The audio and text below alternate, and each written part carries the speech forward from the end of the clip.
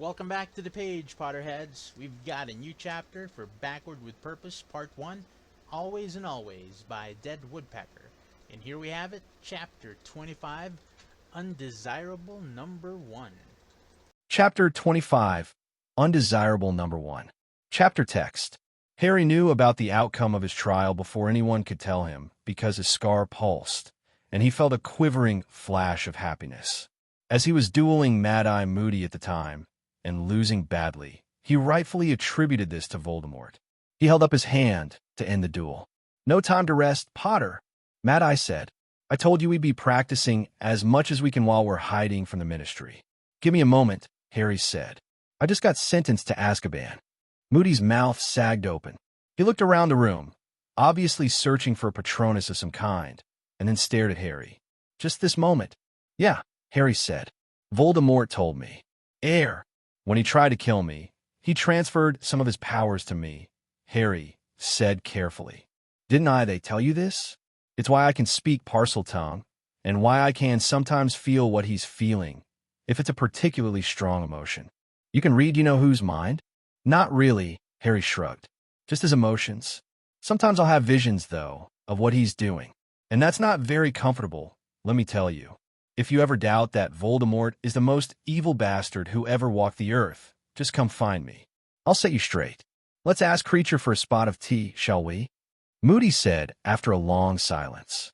Harry followed him out of Sirius Mother's bedroom, which Dumbledore had turned into a dueling room, with Sirius' wholehearted approval, down 2 flights of stairs and into the kitchen. Kreacher was humming, though it sounded more like he was croaking, a tune and preparing dinner. Harry automatically reached for cups and a kettle, but had his hand swatted away by magic. If Master Harry needs anything, he must ask Kreacher, the house elf said reproachfully. "Kreacher is here to help. Master Harry has other things to worry about." "You're right about that," Moody growled. He stumped over to the table, sat down, and propped his wooden leg up on an empty chair. "We'd like some tea, if you wouldn't mind, Kreacher." "Kreacher is happy to serve," Kreacher said. "I have to say that you've taken to confinement very well," Moody said. "I'm wondering if you're not an explosion waiting to happen." Harry examined his feelings, as he had for nearly every day for the last month. He had not expected himself to be pleased with his situation, yet he was. Frankly, the Ministry could sod off, for all he cared. Being sentenced to Azkaban was something he had expected since he got Dumbledore's Patronus. He'd only needed a moment to adjust. He took a sip of tea. "I'm not," he said. "I can deal with the manhunt. Actually, at the height of the anti-Harry Potter sentiment, the Ministry was offering 1,000,000 galleons for my capture. I've already dealt with this before." "Dumbledore tells me you used to have friends that you don't have now," Moody said. "That bothering you?" Harry felt a flash of bitterness when he thought of the Weasleys. He closed his eyes against it, and the rune that had haunted him since the end of his 3rd year was apparently painted on the backs of his eyelids. He opened them again. "It does," Harry answered honestly. "But I refuse to let it affect what we're trying to do. Actually, the Weasleys that worry me the most are Ginny and Ron. I can't imagine why they haven't shown up by now." "You sure they haven't turned on you?" Harry snorted. "Trust me, that is one thing that they would never, ever do. You'll find out when you meet them. I've been amazingly lucky with my friends, both this time and last time, and you'll find out why." "I'll believe you for now, Potter," Moody said. "But don't bottle it in. If you're feeling down, let me know and we'll go find some Death Eaters to take down." Harry laughed. The idea was a good one.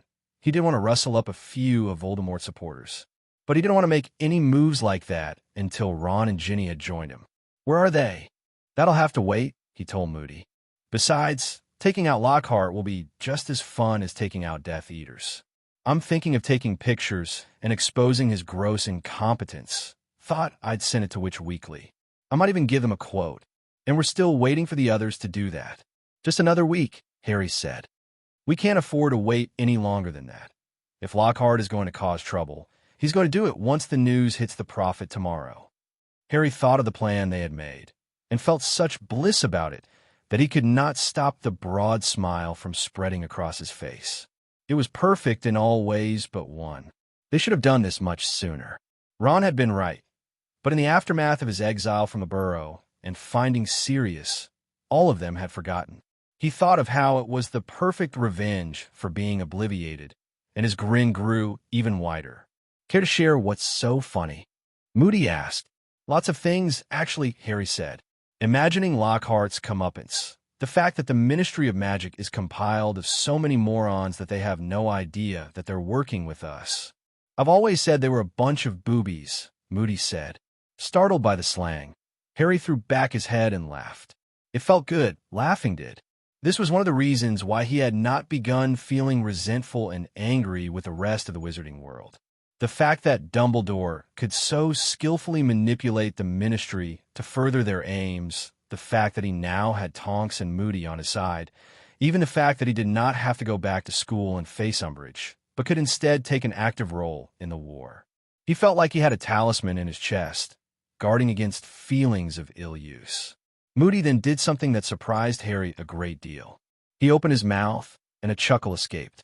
The chuckle turned into a belly laugh. Harry did not think he had ever seen Moody let loose before, and it only made Harry laugh harder. "Bloody boobies!" Harry gasped. "I can't wait to see their faces," Moody said. "Every last one of them. Especially Fudge's, that fool. Do you think they've gone mad?"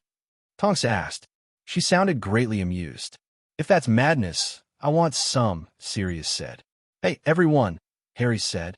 He threw a casual glance toward the door. Everyone except Snape, who was currently dancing attendance on Voldemort, crowded around the threshold as though afraid of entering. Honestly, he didn't know why they continued to think that he was going to fly off the handle. Did they really think that he hadn't expected this to happen? We're just talking about the mass stupidity of the Ministry. Voldemort's back, and they're immediately trying to F everything up. "I'll be surprised if no one figures it out," Sirius said. "Voldemort is on the move, and those at the Ministry who have anything between their ears. Precious few of them." "You mean?" Moody said. "We'll notice that something isn't quite right," Sirius said. Harry asked. He chortled again. "I don't think we have to worry about the boobies at the Ministry figuring out that Voldemort's back. Not until we're good and ready to let them know. That is, aren't you at all curious about the trial?" Remus asked. "You do remember that it was today, yes?" "Potter already knows," Moody said. "Said you know who told him. He was very happy about something," Harry explained. "I thought it must be because of the trial. So is it life in Azkaban? Or am I to be kissed straight away?" "Life in Azkaban," Sirius said. "Mostly because you're still underage, we think." "Well," Harry said, "tell me everything." Harry listened carefully as Dumbledore told him of how Cedric Diggory and Victor Krum had testified. Fleur Delacour had as well, though her statements were not as damning as Cedric's and Krum's. He wondered about that.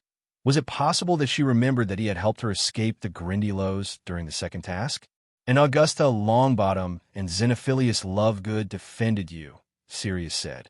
"I was ready to stand up and applaud, honestly. I didn't, though. Mustn't let them think I don't hate you." "They did," Harry said blankly. He remembered vaguely that Neville's Gran had believed Harry and Dumbledore last time when they had tried to tell the world that Voldemort had returned. And Luna and her father had believed as well. But this was quite unexpected. He wondered if Neville and Luna had told him anything. But no, they wouldn't. Why were they witnesses, though? "They weren't," Remus said. "They interrupted the proceedings. Zeno did it first, and then Augusta did. I believe they're being questioned. Don't look like that. Harry, the Ministry won't torture them." "How'd you know?" Harry asked. "Because they're still playing by the rules," Dumbledore said. "I made sure of that before I departed. I reminded them that a difference in opinion does not make someone a public enemy or a threat." Harry nodded. He may not trust the methods that the Ministry employed, but he did trust Dumbledore. He would have to find some way to warn Neville, Luna, and Hermione that they could not be openly supportive of him, and neither could their parents. He wasn't worried about Mr. and Mrs. Granger. They were muggles, after all. But the Ministry could very well decide, once they reached advanced states of paranoia, that Mrs. Longbottom and Mr. Lovegood were in collusion with Harry. Dumbledore, with the help of the others, told him every last detail. "Except for one. I spoke to the Weasleys," Sirius said. "They said—" "No," Harry held up his hand. "I don't want to know what they said. I can guess well enough. I don't want to hear it. Everyone besides Dumbledore exchanged uncomfortable glances. Dumbledore certainly was aware of the situation. The look in his eye was so full of compassion that Harry had to look away. Harry did not want to have to think about the fact that sometimes he woke up wishing that he had the closest thing he'd ever had to a family again. It didn't help that at those times the image of the rune was so bright that he could almost see it with his eyes open. "You will be interested to know," Dumbledore said after a long, awkward pause, "that Gilderoy Lockhart has petitioned to have a hearing before the Wisingamot. Is that normal?" Harry said blankly. "What? He's going to turn himself in." "No," Dumbledore said. "I believe he is going to attempt to take advantage of your unpopularity and attempt to be rewarded or compensated for what happened in the Chamber of Secrets. The function of the Wisingamot is not only to judge but also to reward, you know." "You know him," Sirius put in. "He only wants recognition. He's a very greedy boy." "And did the Wisingamot agree?" "We did," Dumbledore said. "His hearing will be in 3 days." "Ron and Ginny had better get here soon," Harry murmured. "Otherwise we'll have to do it without them. This changes things, though," he grinned, "and makes our lives a hell of a lot easier." Harry expected that the Daily Prophet would give Harry's trial front page status. He was rather notorious, after all.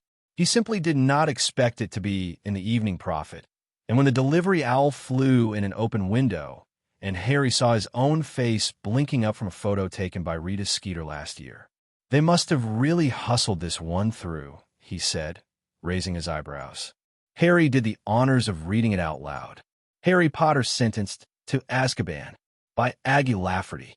Today, on July the 21 SD, Harry Potter was convicted of using the Imperius Curse against Triwizard champion Cedric Diggory and international Quidditch player Victor Krum. He is also guilty of using the Cruciatus Curse through Mr. Krum on Fleur Delacour and Cedric Diggory. Courtroom 10 was filled to the brim with witches and wizards from all over the country. The evidence was undeniable, and the Wisingamot came back with the verdict after only minutes of deliberation. That is not to say that the wizarding world is able to breathe freely. Harry Potter, Dark Wizard, is still at large, despite the best efforts of the Aurors. Even private citizens are doing their best to find Potter, though the Ministry warns that Potter is extremely dangerous and at best left to the Aurors. Sirius Black, who was wrongfully convicted of crimes and sentenced to Azkaban, however, has stated that he is doing his best to keep a lookout for Potter. "I never thought I would see the day that my godson went against everything his parents stood for. James and Lily are surely turning over in their graves." "Nice touch, Sirius," Harry said. "I'm actually really impressed. I'll bet you just won over loads of people who might still be suspicious of you." "Remus told me what to say," Sirius shrugged. Harry laughed. "Well, not entirely. He told me to say the turning over in the grave bit. You don't think it was too much?" "Nah," Harry said. "It'll charm all the witches. Poor Sirius Black, so abused, yet so noble." Albus Dumbledore, Chief Warlock of the Wisingamot and Headmaster of Hogwarts School of Witchcraft and Wizardry, is also deeply involved in the ongoing search for Potter. "I have increased the amount of protection Hogwarts has to offer to the fullest extent of my capabilities," he assures parents. "If Potter returns, I will know it." "Yeah, you'll know it," Harry said. "And you won't tell anyone about it either." "Yes," Dumbledore agreed. "But I thought it wise not to mention that. Incidentally, the wards are extremely strong. If you do need to come to Hogwarts, make sure that you go through Aberforth's pub. Aurors are already being stationed there, and I can't trust that they won't find out about the other secret passages." "You told Aberforth?" Harry furrowed his brow. "Not the details," Dumbledore said. "But he knows that Voldemort has returned and that I am working to help you defeat him. He will not say a thing. Sturgis Podmore, Daedalus Diggle, and Hestia Jones likewise know. Do not worry, Harry, I do not intend to tell them your secret. But we need as many allies as we can get. Do you not agree?" "What about Kingsley Shacklebolt, then?" Harry asked. "Kingsley is another matter entirely," Dumbledore said. "I've recalled the original, living members of the Order of the Phoenix. Kingsley was not a part of that. It is my hope that we can get him on our side, but it would be exceedingly dangerous to approach him with this at the moment. I cannot even begin to guess what he might do. He might listen, but there's a chance that he could go to Scrimgeour and Fudge. Harry sighed and continued to read. Potter has been named undesirable number 1, bumping Peter Pettigrew and Augustus Rookwood, escapees from Azkaban, down the list. The Daily Prophet wonders, however, if these two escapes are related to Potter. It is well known that Potter was indeed the one to catch Pettigrew. Though there is no conclusive proof, it is not unlikely. When asked about this, Rufus Scrimgeour, head of the Ore Department, told us, "It is something that we are revisiting. There is no denying that Potter has a connection with both. He caught Pettigrew, and Augustus Rookwood worked for the Department of Mysteries, and his work involved prophecies." "I'm undesirable number 1 again," Harry said. "Ron's going to shit himself when he sees this. At least there is no way to connect me to Pettigrew and Rookwood. They never did work out how either of them made it out of Azkaban. The Ministry has deduced that Potter will perhaps make an attempt to retrieve the prophecy. He is the only one alive who can do so without going insane. Therefore, the door to the Department of Mysteries is heavily guarded. Let him come for it," Minister Cornelius Fudge said. "Then we'll catch him and throw him in Azkaban." Remarkable though this may sound, Potter is not friendless. Augusta Longbottom and Xenophilius Lovegood stubbornly denied the fact that Potter used the Imperius curse against Cedric Diggory and Victor Crumb.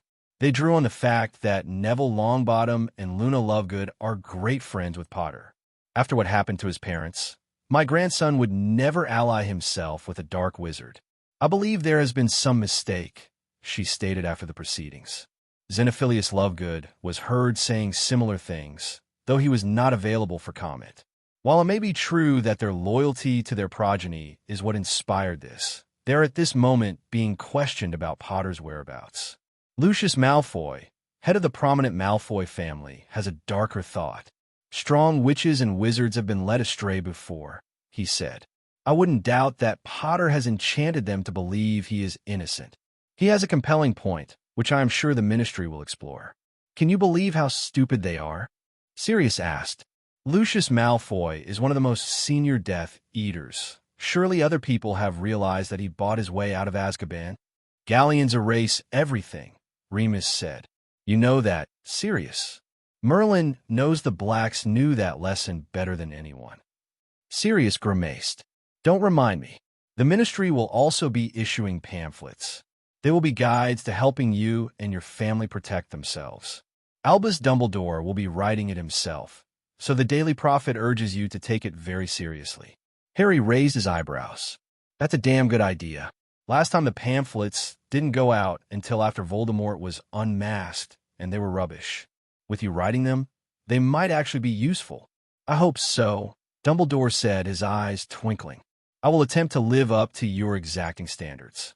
Harry tapped his chin, pretending to be thoughtful. "I think I have a way that you could."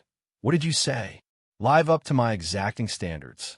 "Oh, fire whiskey," Harry said. "Not. I don't want to get drunk. But I think we all need a bit of warmth, and liquor is the way to manufacture it. And when I drink alone, I apparently start screaming at Voldemort. Probably not the best idea." "Creature," Sirius called. Creature, who had made himself scarce upon the entry of the other members of the Order of the Phoenix, immediately appeared in the kitchen. "Would you mind going over to Godric's Hollow and getting a few bottles of fire whiskey? I think no more than 3. Harry stared at him. 3? I didn't really plan on drinking that much." "You may not," Sirius said, shrugging. "But I do. You have no idea how difficult it is to act like I've turned my back on you, Harry." "It's a horrible feeling," Remus added. Tonks nodded her head. Her hair had shifted in color from a bright, shocking pink to a blue that was almost black. Apparently, this was supposed to convey somberness. "Besides," Sirius said, "your father would like the idea of his best mates getting drunk with his son." "My mom probably wouldn't, though," Harry pointed out. "We'll just hope that she isn't watching," Sirius said. The last time Harry had tasted fire whiskey had been one of the most gut-wrenching experiences of his life. Not as bad as the aftermath of the final battle, of course, but it was awful in a different way. This time it was different. It was more relaxed, and he was not alone. "I think we ought to make a toast," Tonks piped up unexpectedly. "I know we've already started, but—" Her voice trailed away. "A fine idea," Remus smiled at her. Harry hid his own smile. He caught Sirius' eyes and mouthed, "I give them 4 months before they're together." Sirius shook his head and replied, still silent, "Remus has that furry little problem. It'll take him at least 6 months to get over it." Harry held up 10 fingers for 10 galleons and quirked his brow. Sirius made the thumbs-up sign. "I'll do it," Dumbledore said. He raised his glass and looked at Harry. "To the boy who lived." Harry rolled his eyes and drank it down anyway. He lazily flicked his wand, and the other's glasses filled to the brim once more. Sirius grinned wickedly. To undesirable number 1. May Ginny always and always disagree. Harry choked on his fire whiskey and gasped, his eyes streaming. Remus snorted and Tonks laughed. Even Dumbledore and Moody chuckled a little. He looked around the table and wished they were there. After the toasts, they settled into the type of comfort, even Moody and Tonks, that generally bespoke of longtime friends. Harry sipped his fire whiskey slowly and looked around at them all. Dumbledore, brave and cunning. Moody, wary and vigilant. Sirius' easy grin hit a keen mind. Remus' quiet air did the same. Tonks was loyal and had a heart as big as Britain. He could easily name the names of those who were not here, but he did not need to. These were the best of his allies, of the adults. Sirius, Remus, and Tonks became steadily fuzzier as the night wore on. Dumbledore had gone back to Hogwarts, and Moody had drifted off, saying that he'd allow the young set to have fun. Harry wasn't entirely sober, but he was also not transfiguring himself, as Tonks had done, into a tall, buxom lady who had obviously been some kind of sensation in the wizarding world. Everyone else at the table seemed to recognize her. Nor was he dancing a wizard 2-step that involved levitating the other person 2 feet after every turn and spinning her around like a top, as Remus was doing. Nor was he singing along with Sirius, who could not carry a tune. He was, however, laughing so hard that tears streamed down his face. "Your father was the one who forced us into learning how to dance," Remus said. His face was red from the drink, and he was beaming. "Remember Sirius?" "How could I forget?" Sirius grinned. "I lost my virginity to the instructor." Remus gaped at him. "You're kidding?" "So did I." Harry roared with laughter. Sirius and Remus gaped at each other, and then at Harry, who was now wiping his eyes with the sleeve of his robes. Tonks lost control of shape and sat down on her chair. "Hard. I can't believe you 2 nutters lost it to the same witch." "What did my dad say?" Harry asked. He tipped his chair back so that it balanced on 2 legs. "He was trying to do damage control," Sirius replied. "He had 2 left feet. He was great on the Quidditch pitch, but on a dance floor? We were all rather glad that we'd learned Episki, because James would have been in even worse trouble if he'd." Crack! Ginny appeared. Before Harry could say or do anything, there was another crack and Ron too arrived. Harry was so surprised by the apparition of Ron and Ginny that he toppled over backward and landed on the clean floor. It knocked the wind out of him, and as he lay there he noticed several things. The first of which, the most important, was that both of them looked extremely angry and annoyed. He hoped this had nothing to do with him. If Ginny was mad at him, it would take coaxing for him to be able to kiss her. The second was that neither one of them had brought anything but the robes on their backs. Harry narrowed his eyes. They weren't planning to stay. "Are you drinking?" Ron said, and his tone was one of disbelief. "Ron, my good man," Sirius said. Ron and Ginny exchanged glances. Harry could not read what might be the purpose of this silent communication. They looked almost unsure of their welcome. So Ginny said, "We've left the burrow. We're not going back, and that's final." "What took you so long?" Harry asked. "It's been a month." Ron gaped at him. Ginny narrowed her eyes. Again, they exchanged looks. "You mean," Ron said in a strangled voice, "that you've been waiting for us to join you?" "Harry, what the hell's going on?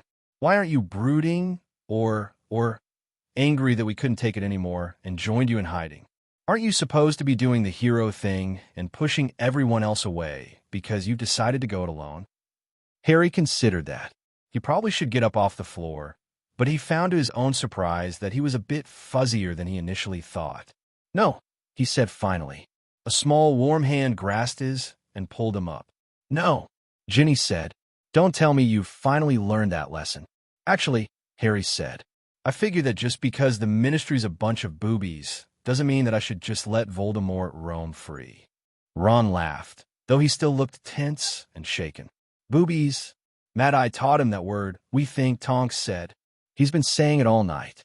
Harry furrowed his brow and looked directly into Ginny's bright brown eyes. He did not like how they were drawn a bit at the corners, nor the unusual brightness. Did you really think I didn't want you here? Really? And anyway, we're not really in hiding. I mean, we are, but we aren't going to stay cooped up here. Now that you two have joined us, we're going after Lockhart. Ron smiled. Finally, Harry sat down in his chair and pulled Ginny onto his lap. He kissed the side of her head and murmured, I've missed you. Why didn't you come sooner? We didn't know if that would mess things up, Ron explained. We thought you might want us, I don't know, at Hogwarts next year or something with Hermione, Neville, and Luna. Since we had no way of communicating with any of you, we thought it best to wait out the summer. Then what brings you here now? Sirius asked.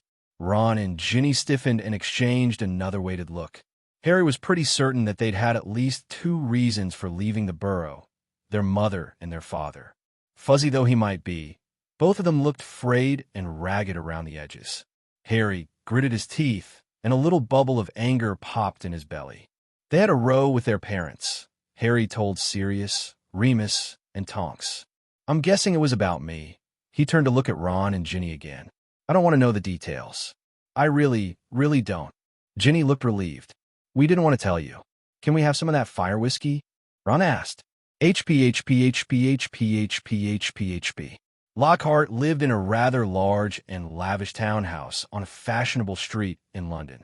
Tonks had told them that a number of younger witches and wizards lived in this area. Generally, they were the hard-partying type with little to offer the rest of the world. Harry was completely unsurprised that Lockhart had found himself here, though he had to wonder how many people had to have been obliviated before he could afford a place like this. Mad-Eye Moody, disguised as a distinguished older gentleman with a smooth, unscarred face, operated right behind Ron, Harry, and Ginny. He immediately strode back and forth around the wrought iron fence. He appeared to find what he'd been looking for. He knelt down, drew his wand, and tapped a stone. I've got the wards, he growled. If you 3 aren't out in a half an hour. Don't worry, Mad-Eye, Ron said comfortably. Lockhart hasn't got a chance. He's about as useless as they come. If we're in longer than half an hour, it's because we're laughing too hard to move. Harry, Ron, and Ginny were not disguised with Polyjuice Potion or by the complex art of human transfiguration. This was part of the plan. Harry patted the pocket in his robes, checking to make absolute certain that the 2 bottles of potions Snape had made for them were still there. He could not help but grin. As soon as they were on the front stoop, Harry erected a shield that kept the door hidden from both muggles and wizards. It was rudimentary and hastily done, but it would have to do. Ginny pointed her wand and blasted the door of its hinges. Harry and Ron exchanged grins. This had been a long time in coming. While Lockhart could not do much worse damage than Harry had already done for now, he could still be a threat when the truth of Voldemort's return was revealed. It was a slim chance. Mostly they were doing this for personal revenge. And Harry had to admit to himself that it felt pretty good. They did not even bother to hide themselves. This mission actually had more to do with Harry making a public appearance than humiliating Lockhart. According to Snape, Voldemort was beginning to think that Harry was dead. Squeals and panicked movements came from upstairs. Harry climbed the stairs, followed by Ron and Ginny. Lockhart was trying to apparate, but he could not. Moody was holding him with an anti-apparition jinx. Ron snorted, and Harry sent him a sideways grin. Professor Lockhart, Ron called. Come out, come out. We want to talk to you. Go away. Lockhart screamed. His voice sounded muffled, even through the door. Think he's hiding under the bed? Harry asked. Let's find out, Ginny said. She did not blow the door up, but opened it with a simple Aloha Mora. Lockhart was, indeed, hiding under the bed. He was trying to be quiet, but whimpers kept escaping from him. Ron raised his wand and caused the heavy, 4-poster bed with lavender bedclothes to slam against the opposite wall. Lockhart lay face down with his hands over his head. He only wore a nightshirt, and Harry saw quite a different side to the fraud than he had ever wanted to see. "Pull your shirt down," Ron said with disgust. You can't do magic," Lockhart whispered. "The trace. The Aurors will come. For you?" "Doubt it," Ron said. "And there's no need to be hostile. We just gonna have a little chat." "PP, please," Lockhart whimpered. "You obliviated me," Harry said coldly. "How many times have you used your wand to take credit for someone else's achievements?" "And never. I never obliviated you." Harry sent a stinging hex directed at his foot. "Don't lie, Lockhart. Harry was trying to save me, and you obliviated him," Ginny said. She turned to Harry. "What do you think we should do to him?" "I say we kill him," Ron said loudly. Harry knew that he was only half joking. Lockhart screamed, "Just what the cowardly little squit deserves." "That might be a good idea," Harry said, pretending to think it over. "It would solve a lot of problems. I heard about the little hearing you have set up with the Wisengamot. I've got to admit that I don't really want you to take the credit for what I did, especially when you could have ruined everything." "I suggest you keep your mouth shut," Ginny said, "until we tell you to open it." "Here's the thing, Lockhart," Harry said. He crouched down. "You aren't worth killing," he whispered. He tilted the other man's head back and poured the first potion down the man's throat. "You know what this is? It's going to force you to tell the truth.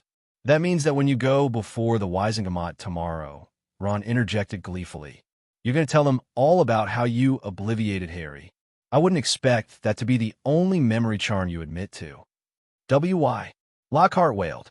"Because you're also going to give the Wisengamot a message," Harry said pleasantly. "And after that, you're going to leave the country. I expect you'll want to. I'm afraid you're going to look rather bad after tomorrow. Only 7 Best Smile Awards. You'll never receive another again. You're finished in Britain." Lockhart stuttered and stammered. He was unable to tell a lie, so he could not complete what he wanted to say. "You can't force me." Lockhart knew perfectly well, the entire wizarding world of Britain did, that Harry was capable of the Imperius Curse. "Yes, he can," said Ron, who also had caught the gist of what Lockhart was trying to say. He nudged Lockhart with his trainer. "Everyone knows that Harry used the Imperius Curse." "I'll tell them," Lockhart said.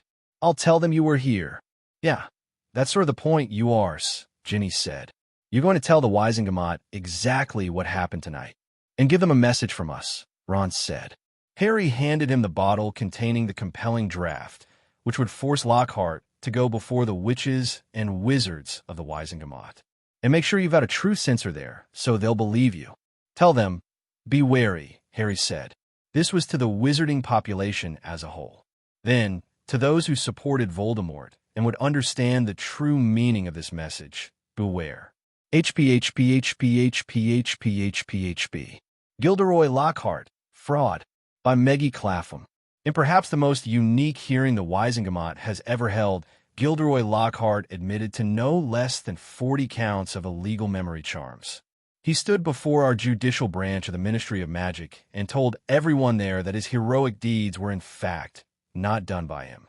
True censors were in place, as per the request of Lockhart, and it was revealed by Percy Ignatius Weasley, court scribe, that what he said was completely true. In an even more bizarre twist of events, it is also true that Harry Potter, Ronald Weasley, and Ginevra Weasley, for a full article on the missing Weasley children, see page 4, visited Lockhart. Apparently, the purpose of this visit was to prevent Lockhart from claiming that he was the one to defeat the Basilisk in the Chamber of Secrets almost 3 years ago.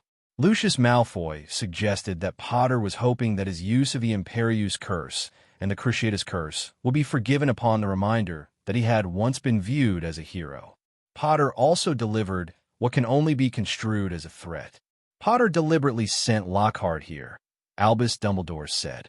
Lockhart repeated the message no less than 5 times. "Be wary. Beware. I think it would be wise to heed his warning." HPHPHPHPHPHPHPHP. Warning. Warning. Sexy bits ahead.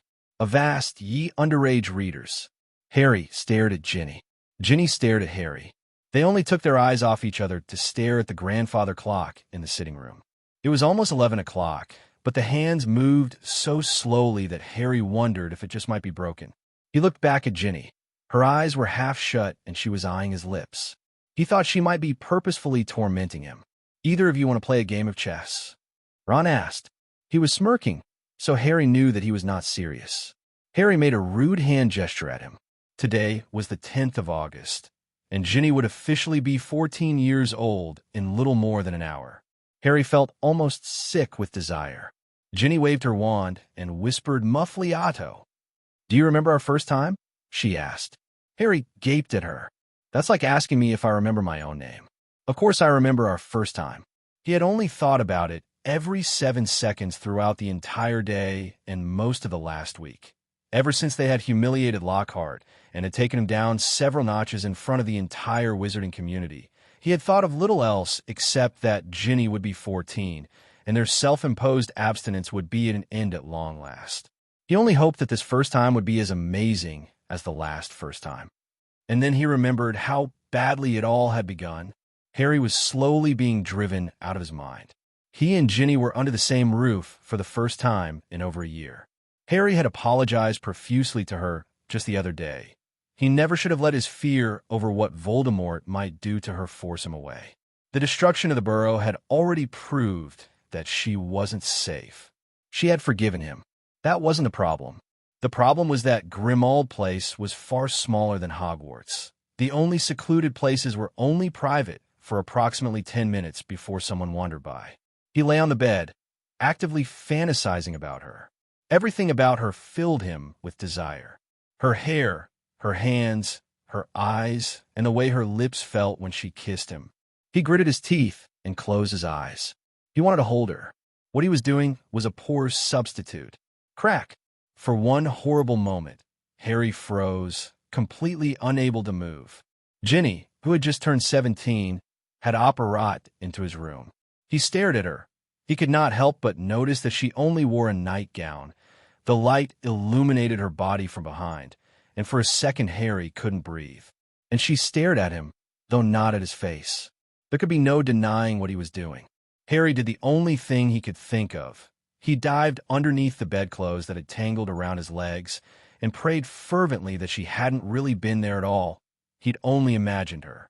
He was blushing so fiercely that he thought he might pass out from the abrupt shift in where the majority of the blood in his body was located. He thought he might vomit. She hadn't left. Why didn't she leave? "Are you going to let me obliviate you?" Harry finally asked. She answered by crawling under the bedclothes with him. He jerked horribly and almost fell off the bed. "What are you hiding from?" she asked. Her voice was low and a little husky, and Harry's heart took a gigantic leap. She was close enough that her hair tickled his nose. He wanted to reach out and hold her, but still had that sick, embarrassed feeling in the pit of his stomach. "From a most humiliating experience of my life," Harry answered honestly. "I thought," she said, "it was pretty arousing." He turned to look at her, forgetting that the covers were pulled over both their heads, and he couldn't see her unless he was brave enough to come out. Not likely. She scooted closer, and they were almost touching. "I do it too," Ginny said quietly. And then Harry was kissing her with all the pent-up longing that he had felt since the day of his 17th birthday. He had one hand in her long hair and one hand on her naked back. He pulled away. "You're naked. So are you," Ginny pointed out. "Well, almost." He took a deep, shuddering breath. It did not help. The blankets were rather suffocating. He poked his head out, and Ginny did the same. He stared at her for what felt like several minutes, or perhaps several days. Her eyes were heavy-lidded, and her lips were slightly parted. He knew that look well. He spent the last few weeks of his 6th year trying to put that look on her face every chance he got. "I don't want to be obliviated," she whispered. She picked up the wand she had laid on the nightstand and pointed it at the door, saying the charm that would lock them in. She added the silencing charm, and Harry's heart skipped several beats. She pulled him flush up against her and kissed him deeply. Harry returned the kiss urgently. His hands traveled down her back into her bum, and he pulled her tighter against him. He propped her leg up on his, reached between their bodies, and began to play. "I've heard of something," he whispered in her ear. "I could kiss you." She didn't seem quite able to reply, but he took that as a yes.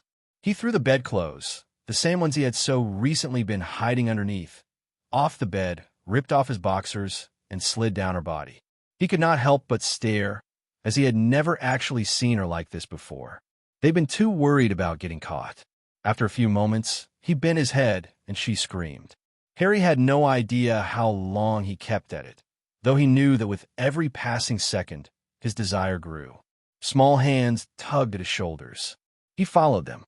He had never seen her look quite as beautiful as she did just then. She was flushed and sweaty, and her breath caught on a whimper. Her bright eyes were open, though, and that blazing look was once more on her face. "Harry," she moaned, "I want you." "That's good," Harry said, "because I want you too." He fitted himself against her, resting his weight on his elbows. With one hand, he brushed her hair out of her eyes. With the other, he adjusted himself. "I think you should know, though, before we do this, I'm in love with you." She pushed up against him with her hips. "That's good," Ginny said, "because I'm in love with you too." He kissed her on the lips. He kept kissing her until they were fully joined. He did not stop kissing her, even though towards the end they both had trouble with anything more than moaning into each other's mouths, until they finished. Harry came out of reverie to realize that it was nearly time, and Ron had long since departed. 10 minutes until midnight. If they walked slowly, they would be in their bedroom at just the right moment. He stood up and held out his hand to her. "Just so you know," Harry said, "before we do this, I'm in love with you." She grinned widely. "Good, because I'm in love with you too." "Always and always, Ginny," Harry said.